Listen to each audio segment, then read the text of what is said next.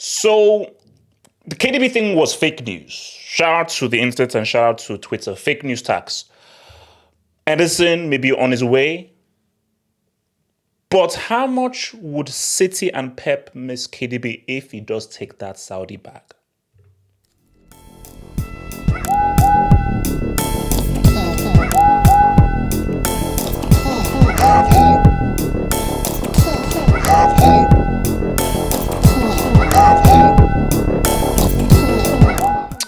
So shout out to Center Goals, Transfer Deadline, Madrid Zone, and all those bomb-ass accounts. Because look, I thought that, it was, KDB, he's a great personal terms, and it would pretty much have a snowball effect. But I'm like, half hope, maintain. I don't know why I do it. I don't know why I'm so stubborn. Maintain. And what I mean by maintain is wait for Fab. Wait for Fab. When Fab says what's up, then we can ride. If Fab doesn't, until Fab tweets, I ain't believing, bro. I'm not believing Zeus. If Zeus came down and said what's up, I ain't believing Zeus. I'm only waiting for Fabrizio. So I think I should wait for Fabrizio because Fabrizio tweeted that no, it's false news. So let's just see what the real thing is. So that's Fab.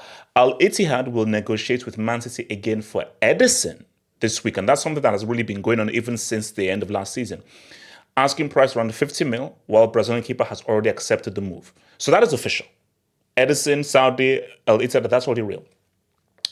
But De Bruyne is currently not even on part of the talks. Story about personal terms agreed with Ittihad is not true. And there we have it, man. It's not true. It's not real. So, but I have something to say about KDB, but let's just first deal with Ederson. So, they won't miss him. I mean that with all due respect. I don't mean to insult or chastise or play down Ederson's contribution to City. And he has had many contributions to City, and he's played an important role. But let's be real. If Ederson leaves City, it won't mean anything. It literally will not mean anything. Someone needs to remind me, because again, the name forgets me, but the guy who came in, who is like the sub for him, bro, that guy was the same as Ederson. There was hardly any difference. And people may argue that he was actually probably a better keeper, making better saves. So when we look at the top keepers, so we've had Courtois, we've put in Neuer, of course, we've put in Alisson. At no point in the last 5, 6, 7 years has Ederson ever been in the name of the top 5 keepers in the world. He has never even been in the discussion or conversation as one of the best keepers in the world. And can we keep it a stack? Again, I mean this with all due respect. Let's keep it a stack.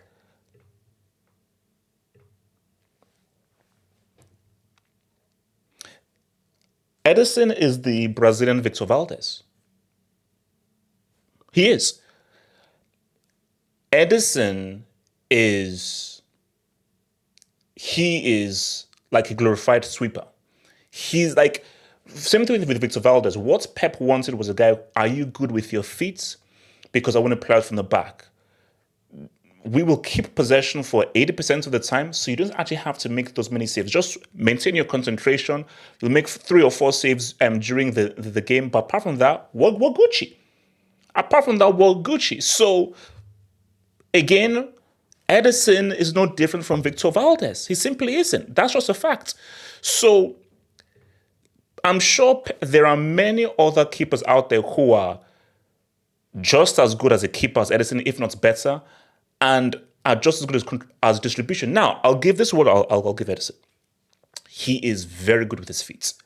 His distribution is very good. He is one of the best keepers with his feet out there, 100%. So I would give him that. So City may lose something from that, but not that much, because I keep saying to people, please give me the data of the amount of times a team has scored a goal from the keeper playing out from the back. Please show me the data. If the data is high, I stand corrected.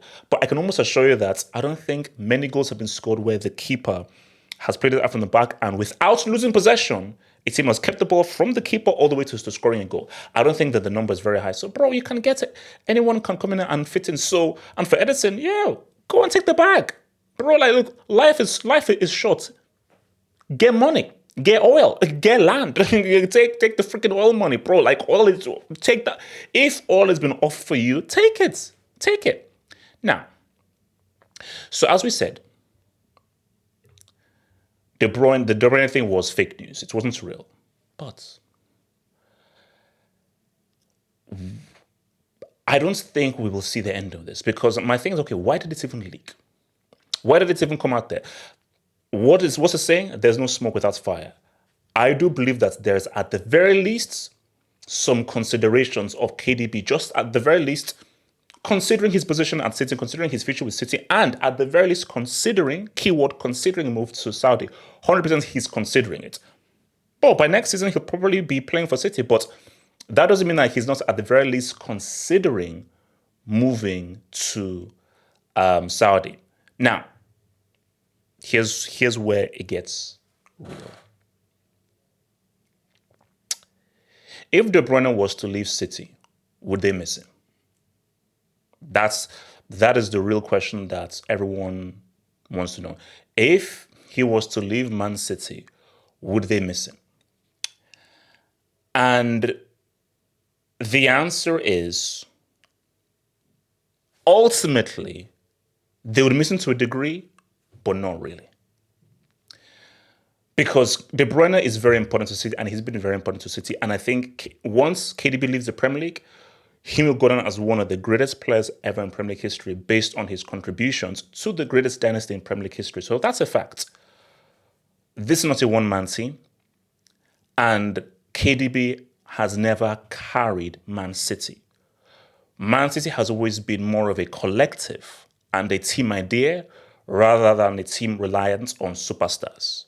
These are just the facts of the matter. They've never been reliant on any one or two players where if this player goes down, we are screwed. No, it's never been that. I'll give you Exhibit A. The 18-19 season. So this is when City got 100 points the previous season. This season they got 98 points. Beats Liverpool by 1 point.